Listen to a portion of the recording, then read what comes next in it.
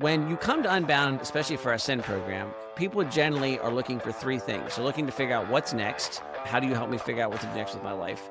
They're looking for how can you help me have marketable skills, like how you train me to do things that I'm going to do next? And can you help provide a community that helps me do that? And the answer, of course, from a marketing standpoint is yes, we can do all those things. But what is amazing to me is that in the last little bit, there's a lot less what's next questions and a lot more, can you give me a community and can you give me marketable skills? In other words, there's a clarification here, and all of a sudden people feel like we're motivated to do something. And yet, if you scratch a little bit beneath the surface, there's still like I am all spun up. The engine's at high RPM, but I have not dropped it in gear yet. And I haven't dropped it in gear yet because I'm not exactly sure where I'm steering to go to. Lots of fuel, not so much on the direction yet. That's right. And so it's like all of a sudden the engine was at idle. The engine's now close to red line, but we haven't dropped the clutch yet because we're not really sure where we're navigating to.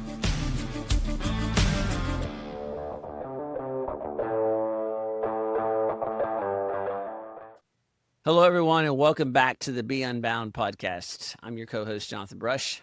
And I'm your co-host, David Rethemeyer.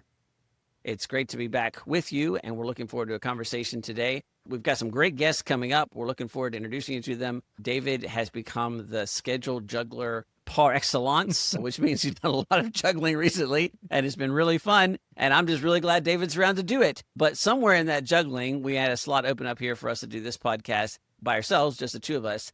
And that was actually quite helpful because a lot's happened since we've had a podcast between the two of us, and there's a lot to talk about. And personally, a lot's happened for me. Some of you may know, and if you didn't, you should check this out. I got a chance to fly out to Washington State and record a podcast with Heidi St. John, and that was released just a few days ago. So if you want to go to Heidi St. John's podcast and take a look, there's a fun conversation. And that was recorded just a few days after the Charlie Kirk assassination. And so that was a topic of conversation. And also, David, what was interesting was that I got up super early in the morning. I flew on a flight to Portland, Oregon, and then the next day I turned around and flew back. And on every flight, so that flight was a commuter flight for me. I hopped from Charlottesville to Atlanta, Atlanta to Portland, then Portland to Atlanta, Atlanta back to Charlottesville. And, I'm semi-conscious because these were very, very, very early flights. And so I'm sitting in my seat. And you know how you kind of sit and you can just kind of, this is maybe my own weird way of saying it, like kind of cast your ears out. Like, like instead of just sort of tuning out the background, you sort of try to break it apart. Yeah. What was fascinating to me was that at any point that I did that in the flight, I could hear Charlie Kirk's name. And I wasn't close to any of those conversations, and I knew if it was positive or negative. But I don't know that for me, in my lifetime, there's ever been a cultural moment when a person was literally on the lips of everybody in any situation I was in. And so, no matter what your position here, there is no doubt that this is the 8th major level political assassination in the history of the United States. So just by the nature of that, it's pretty interesting. 5 of those are politicians, 2 are civil rights leaders. So you would say that Kirk assassination sort of stands out a bit in that. And I believe that it will wind up being a watershed event that has an impact and influence downstream for quite a long time in terms of the way our culture works. Now, I don't know exactly what that looks like. And unlike a lot of pundits, and I'm not a pundit, I have no desire to try to explain to you what that looks like. But I am pretty confident that it will make a difference, and therefore it's worth pausing and talking about. And for us, all of our students are talking about it. And so this is a topic of conversation. So, David, this is not so much like a where were you when, but, obviously this has been a conversation you've been a part of as well. Yeah.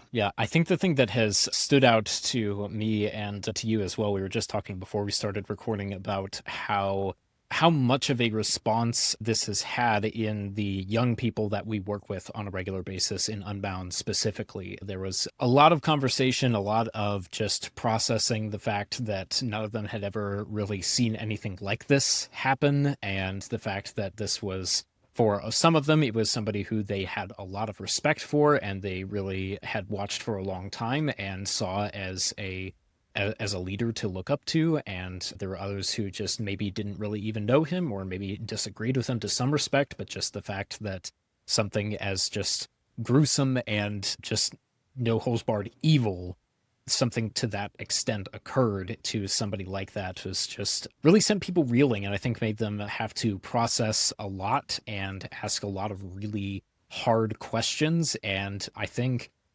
really has just sparked a lot of conversation, a lot of like taking time to process. And then also, we were just discussing the fact that it sparked a lot of desire for change, a lot of desire to do something about the fact that we live in a world, in a society where something like this happened, and wanting this to never happen again, and wanting to see this be something that doesn't happen again and what that looks like. And so yeah, it's been a really huge moment, and I think you had some observations as well about just some of the conversations you've seen too.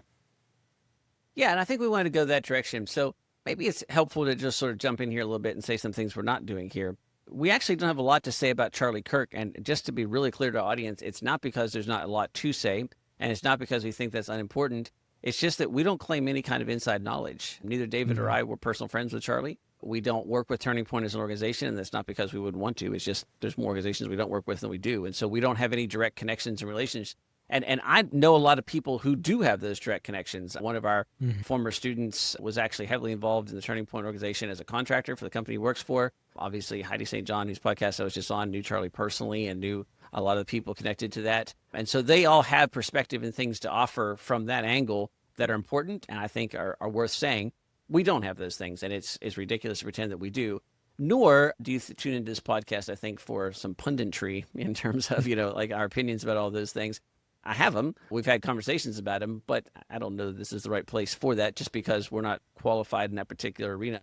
What we are qualified in, and what has been interesting to me, is that, from the memorial service on, there's a definite call to action and a call to revival that has been really strong, really moving, and really powerful, and I think really has impact that we are going to see for generations, if not, I suspect, for the rest of my life. And I think that's interesting. And the call and the movement is something we can claim some connection to, because if you're speaking broadly from a Christian standpoint in terms of a call to faith and a call to revival and a call to discipleship and a call to building the kingdom of God, well, we've been following that call for quite some time. And if you're talking about it in terms of what do we do next and what action is what can I do? Well, our day job is training young adults who constantly ask that kind of question. And so here's an interesting thing, David, that I've observed, even as we've had some admissions conversations and things like that with our folks who are interested in Unbound. When you come to Unbound, especially for our Ascend program, people generally are looking for three things. They're looking to figure out what's next. How do you help me figure out what to do next with my life? They're looking for how can you help me have marketable skills? Like how do you train me to do things that I'm going to do next? And can you help provide a community that helps me do that? And the answer, of course, from a marketing standpoint is yes, we can do all those things. But what is amazing to me is that in the last little bit, there's a lot less in my conversations. There's a lot less what's next questions and a lot more, can you give me a community and can you give me marketable skills? In other words, there's a clarification here. And all of a sudden people feel like we're motivated to do something. And yet, if you scratch a little bit beneath the surface, there's still like I am all spun up. The engine's at high RPM, but I have not dropped it in gear yet. And I haven't dropped it in gear yet because I'm not exactly sure where I'm steering to go to. Lots of fuel, not so much on the direction yet. That's right. And so it's like all of a sudden the engine was at idle. The engine's now close to red line, but we haven't dropped the clutch yet because we're not really sure where we're navigating to. And that's the place that I think is worth having a little bit of conversation, because I think for me, there's both a desire to speak into that because I have opinions about where that ought to be, but also I think there's an opportunity here that's quite exciting. So, David, does that match some of your expectations and observations? Not expectations, excuse me, match your observations. Yeah, I think so. And I think this is really, this specific circumstance is fairly new and unique in some of the specifics about it. But as in terms of just a dramatic and just tragic event like this happening and spurring people to have a lot of motivation to do something with it and getting inspired to go out and create change in a world that they can see is very clearly broken and needs change. That's nothing new. That's been happening since the dawn of time, essentially. And so I think we are just constantly looking for what is the best way to go about that, what's the best way to channel that. And I think that you'll hear a lot of different perspectives on that. You'll hear some people who lean a lot into the activism side of that and say, yes, look at the things that are wrong with the world. You need to look at that, and you need to go out and you need to do something about it. Get involved with whatever organization is addressing the problem that you're fired up about. Go and do something immediately. And going and doing something like that and participating in stuff like that, not necessarily a bad thing. And then there's also the other side that's saying, like, slow your horses. If slow down if you just immediately go out and just do the first thing, and we aren't actually taking time to consider if that's the right thing or not, and we should just need to wait and let the people who are actually like in responsible places for this be able to figure it out, and then maybe we can do something and just take some time, reflect on it. And that's not necessarily a bad approach either. And so I think there's just a lot of observations about what should be done with that energy, whether it should be gone full speed ahead, whether it should be reined back in, and people should not be nearly as fired up to do something about it as possible. And I think, not to say that the answer isn't either one of those things, but I think that what we have in mind here is to suggest, some third, fourth, fifth options for what to do with that than what you might be hearing from the vast majority of media sources at this point. Yeah, I was searching as we were preparing for this, David, and I was trying to think through some analogies and some things I could point to help understand this. First of all, to echo what David said, there are immediate action-based things, activist-type things, political-type things that people are being called to or being motivated to do. Just to be super clear, I'm in no way criticizing those or disparaging them or casting any shade on them. There's just lots of people talking about those. So, there's not a need to have one more person jump onto that pile, right? And those things are important, and sometimes they're critically important. But it's worth noting something that we point out a lot. When we say that, okay, something has happened here, assassination, we want to change things in our country, we think about that from a political standpoint, and then all of a sudden there's a lot of political activism called for. Is that appropriate? I do think it's appropriate. I think that there's important things to do, and I think political action is required and is important, and as Christians, it's something we should be involved in, and that's one way that we can live out our faith. It also has this subtle message that the way to make change is to do something that involves fame, fortune, or power. And we talk about that a lot in Unbound, that if your definition of success is fame, fortune, or power, there's two problems with that. One, they're empty goals if you arrive at them, if that's the only reason you want to arrive there. And second, they're actually quite difficult to obtain, which is not to say you shouldn't go after them for those reasons. But if you think that you won't get anything done until then, you are sitting in a situation where you may never get anything done if that's where you think it's going to start. And our argument is not to not go after hard things, and it's not to take action. Our argument is that things change when ordinary people do ordinary things differently. And so to commit to being extraordinary at ordinary has two really major factors to it. One, it's a call to immediate excellence. So it's a call to excellence that permeates every bit of your life. And it's an assurance that through God, those normal everyday things that you're doing actually have an impact far beyond what you often can see yourself. And so, David, as I was kind of casting about for looking for some things here, I was trying to pick something that maybe is a little contrarian, and so it'll take a little setup, but I was trying to pick something that wasn't hot button so it would get distorted. I think Americans generally see prohibition as a bad idea, that prohibition was an ill thought out law that caused a lot of organized crime and ultimately was repealed for the foolishness that it was. Mm-hmm. And that's maybe perhaps not untrue, but it's certainly not the truth. It's not the entire truth. The entire truth is a little bit more nuanced and a little bit more complicated than that. And if you go back, the entire truth is that America had a significant, serious, deep-seated, broad, and very impactful alcohol abuse problem prior to Prohibition. And that alcohol abuse resulted in colossal rates of domestic abuse, child abandonment, spouse abandonment, extreme violence, particularly in cities. The Prohibition didn't come out of nowhere.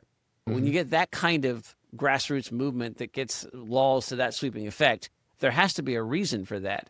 And there was a reason for that, and that was because, everywhere you looked in a lot of places, the abuse of alcohol was causing massive, serious damage to people in almost every conceivable situation.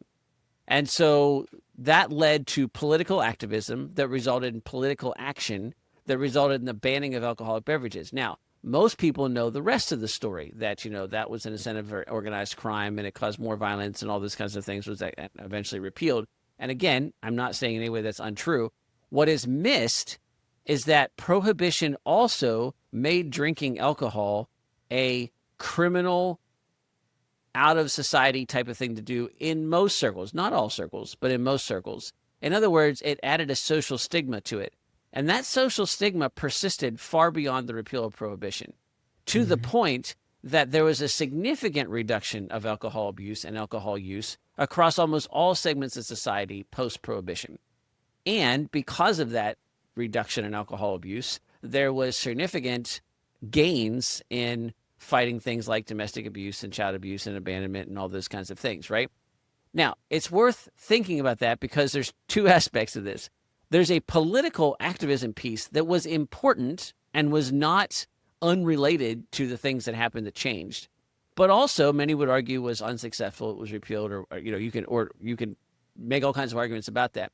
What really had long-lasting effect was the people who decided to do things different.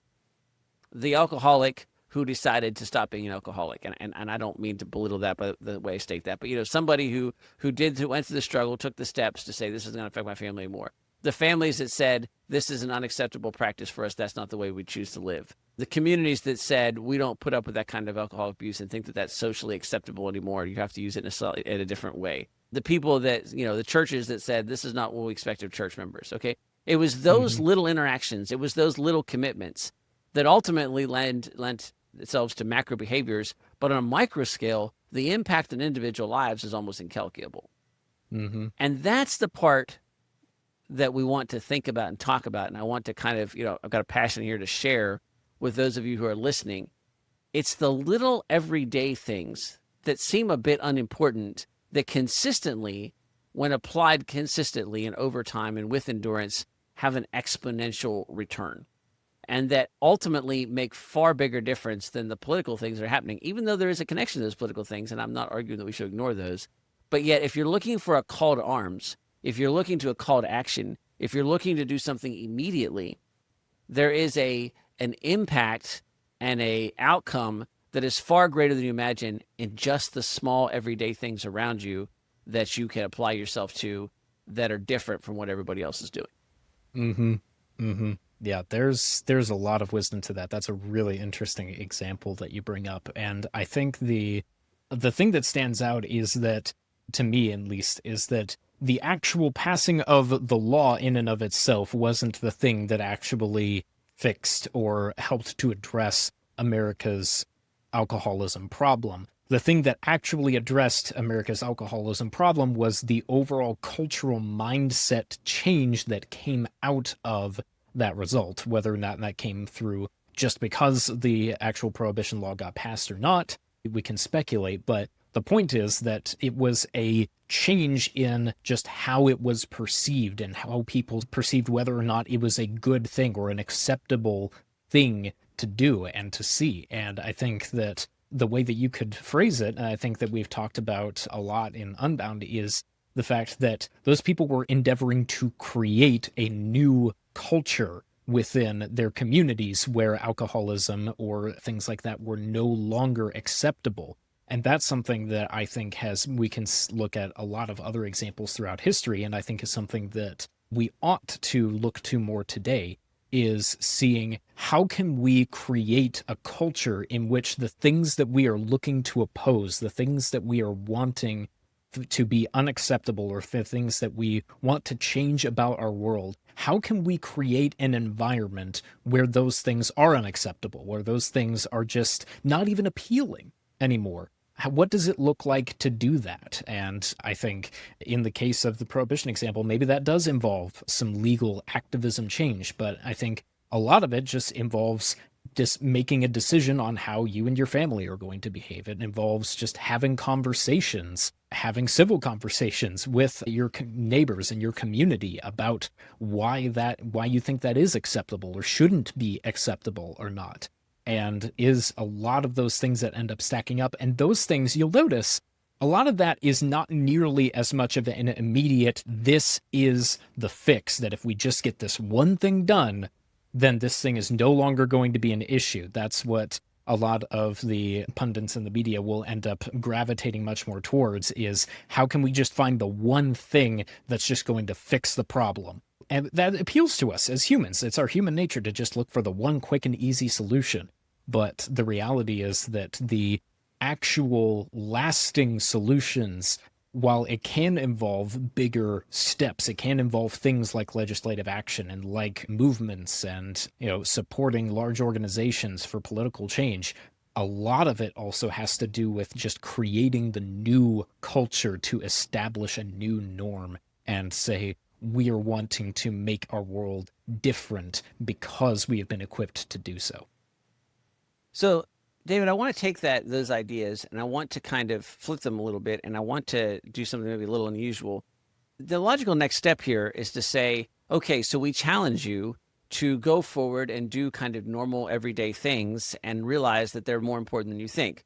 Yes, we would do that. And we could provide an easy list, right? I might start by saying, desire, unless you were called differently, and this is an important caveat to put in there, but most people aren't, unless you were called differently, desire to be married, desire to start a family, desire to have children, desire to have work that's meaningful and do all those kinds of things. Those are really good things to want. They're worth pursuing if you want them. They're worth taking seriously. They're worth prioritizing. They're worth doing well and with excellence, and they make a far bigger impact and they have a far better result than you expect. And that's true. But you already know that. And so that's just adding to the noise when you say things like that. Most people instinctively have some desire for that. We can maybe have another podcast where we talk about that. The problem is that a lot of people go, yeah, but that looks awful normal. Maybe it looks less normal now, but there's something mundane about that. And so there's this new thing that's been, a lot of apologetic circles are talking about, the enchantedness of work or the enchantedness of this or that or the other thing. And I think there's some level of putting the story back into why we do things. In other words, if I say work, very recently somebody would have been like cubicle farm until you die, until you retire, get the gold watch, and then that's when life really starts. And most people instinctively go, not that. Like, give me the weekend, give me vacation, give me something else, give me freedom, give me a van by the river, right? Something like that. And that's not what we're saying. And so enchantedness would be like, oh, work's actually fun. It's really meaningful. Okay, I can get behind that a little bit, and I would actually make some of those arguments. But why is that? Let's think about this, because I think there's a desire among all of us to be the star, to be the hero, to be Luke Skywalker, to be the person that is moving everything forward. And I want to suggest something from a Christian point of view, from a practical Christian point of view, that is maybe uncomfortable and reassuring at the same time. And that is, I don't think you or I get to pick if we're that person. In other words, God chose Moses. Moses didn't choose to lead his people out of Egypt. God chose Joseph. Joseph didn't choose to get sold into slavery and then rescue his brothers. God chose Elijah. Elijah didn't decide to become a prophet. God chose Mary. Mary didn't decide to bear the Son of God. God chose Peter.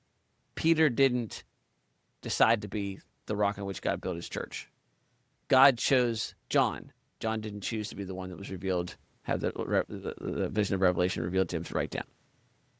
In between all those people were a lot of very ordinary people, some of whom are listed in biblical genealogies, most of whom are not, that provided the links and the structure and the context and the culture and the society that allowed Moses's and Joseph's and Elijah's and Mary's and Peter's to live, grow, and do all their things, right? And they, I think, have an impact far beyond what they maybe knew. Did Peter's grandfather have an idea that his grandson would have the church built on him as a foundation, right? Did Mary's great-grandmother know that her great-granddaughter would? Did Moses' mother know? I mean, we know a little bit more about her. And the answer, of course, is no, they couldn't, right? But, there's, in Moses' case, obviously she took some action. But in Mary's mother's case, she successfully raised a young child who said yes to the angel. And so we can look at those links there. And so I want to challenge us to first release something and say, your job is to do the civilization building things that may look mundane, but are actually fraught with importance. and fraught with peril, honestly, that ultimately builds the foundation upon which great things can happen. And then be prepared to step into the breach if called, but whether or not you're called is not your decision. And then the final piece of this is that something I've been thinking about a little bit over the last couple of weeks, David, is that, we refer to classics and to myths that we can get a lot of meaning out of. And a lot of people get meanings out of the Odysseus and Homer and the Iliad and all those kinds of things. And I think that's correct. So I'm not arguing against that. However, I'm curious, and I have to do a little research. So I'm speaking a little bit about ignorance. So listeners, bear with me. I'm curious, who exactly the audience for that was when it was written. I suspect it was written for a majority audience, not a singular elite, right? And so this was kind of the popular fiction of its day, popular literature of its day. And the people who read it would have recognized and had some sort of connection culturally, even geographically, to the places being mentioned. So if you agree with me that way, there's a leap that goes to the next place that says, well, is our modern myth the Iliad, or is our modern myth something a little different? And I would say that it could be the Iliad, and there's a piece of that, and that the Iliad informed this modern myth. But, one that might make a lot more sense to most people listening would be The Lord of the Rings, and Tolkien as the author, right? And so when I say those things, because the movies, because of the books, modern audiences understand that more, and because Tolkien wrote in a Western Europe context that both Europeans and Americans can more immediately relate to in terms of the characters, the people, the cultures, and even the geography. Now, clearly we don't live in Middle Earth, but Middle Earth was powerful because it reflected things that we could attach to, right, that we could understand. And if that's true, then thinking about that myth in terms of what we're talking about here is this. The only person that could carry the ring was somebody produced by the Shire. So you can't have ring bearers if you don't have a Shire that produces them. Then that involves ascending, a going out. And the Shire cannot ultimately be protected from that which will come against it until those that come out return home. The Shire's burning, especially if you read the books. The Shire's burning, and it's Merry and Pippin's experience abroad that allows them to save their home at home. And there's something important about knowing both of those things. That your job is absolutely, positively to be Shire builders, to create the atmosphere that ring bearers can be trained and nurtured in. So when the call comes for ring bearers, you have rank and file to send them. And that ring bearer could be you. It could be your son or daughter. It could be your friend, community member, church member. And that's not up to you. That's up to God. But until you know that, then you need to be prepared to say, yes, Lord, send me.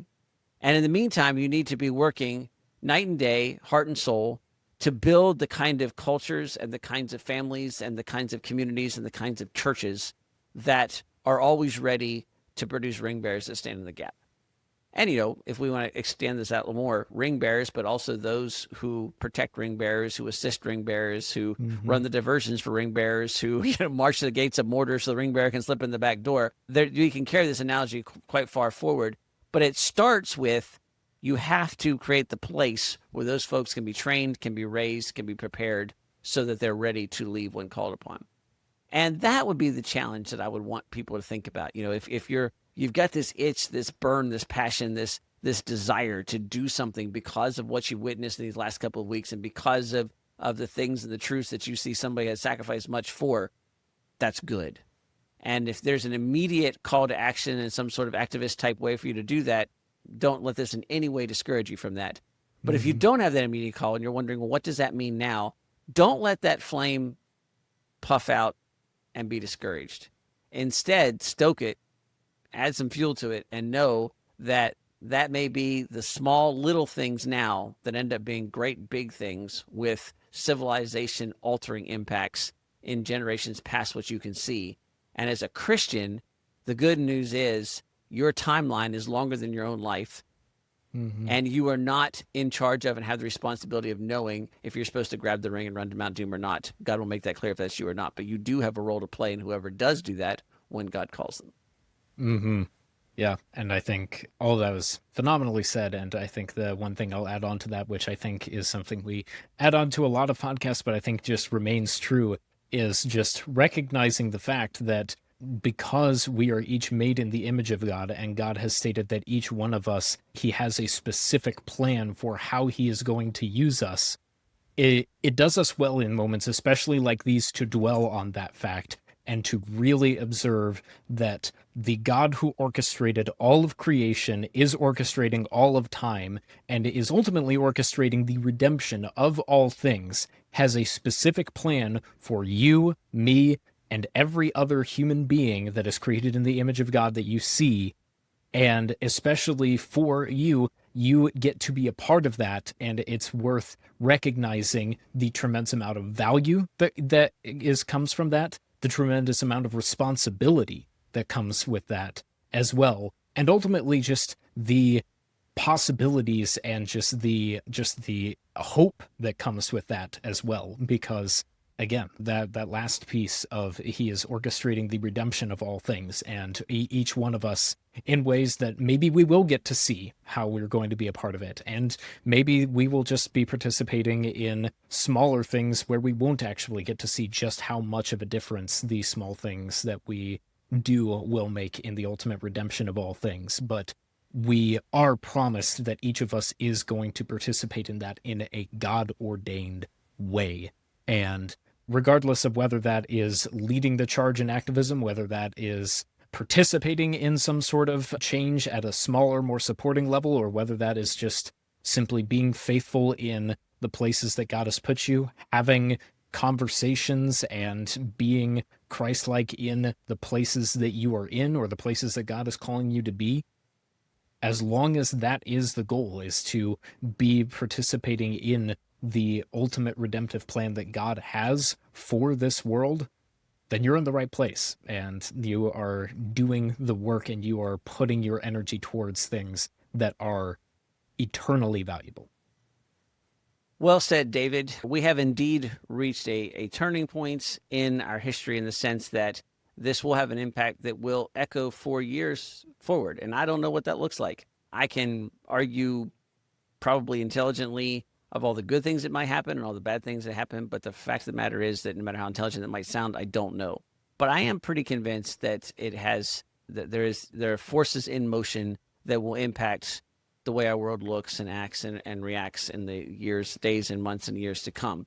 And that has been true throughout all of history. There's never been a time when there isn't things like that happen in history. And we can point to lots of them. I'm old enough to remember 9/11 and other things. And you can kind of, anybody who's lived at any amount of time can point to those things. And so, don't be surprised by that, but be excited about the opportunity and know that, as David so elegantly just put, if you're participating in the work of redemption, that has major impact no matter where you are and what you're doing. All right. Well, as we close out, look, we're never shy about marketing and talking about what we do at Unbound. But I just, turn this off if you don't like this, but I'm about to be aggressive about this. I just want to tell you that this is not new for us. Mm-hmm. That we have dedicated our lives, our time, our energy, and in most cases our fortune, to training and equipping young adults to thrive. And our definition of thrive is to do the kind of impact work that we've just talked about in this podcast. We've been sold out for this for a really long time. And I know this sounds immodest, but I'll back it up with you however you want. We are extremely good at it. And we add value to the students that come to our programs. We connect them to people in ways that are extremely powerful. We give them skills they need. We indeed help them to figure out what's next. And we put them on that path, and then it doesn't stop. And the last couple of weeks, I've talked to alumni who graduated 10, 11, 12, and 15 years ago that continue to reach back out to us for resources and help and guidance and lots of different things. And we're delighted to do that because we have even more people to connect them to. I just came before this podcast from a business that is running with multiple amounts of students that are connected because of Unbound. The things they're doing is revolutionizing the business and the cultures they're in. And I could go on for a really long time. And if you give me an opportunity, I will.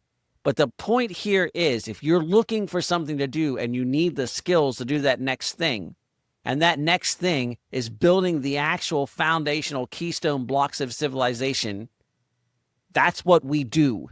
That's our day job. And it's not just what we do, it's what we excel at.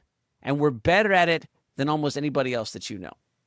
And if you want to know how and why, and specifically why that is, call us. I can back that up with actual empirical evidence and numbers. And so if this is interesting to you, if it gets you excited, if it gets you wound up, come to our website, talk to us, do more than that, join us. We're doing something big. We're part of something big, and we get to participate in the redemption of all things, and would like to work with you as we do it. So until next time, be unbound.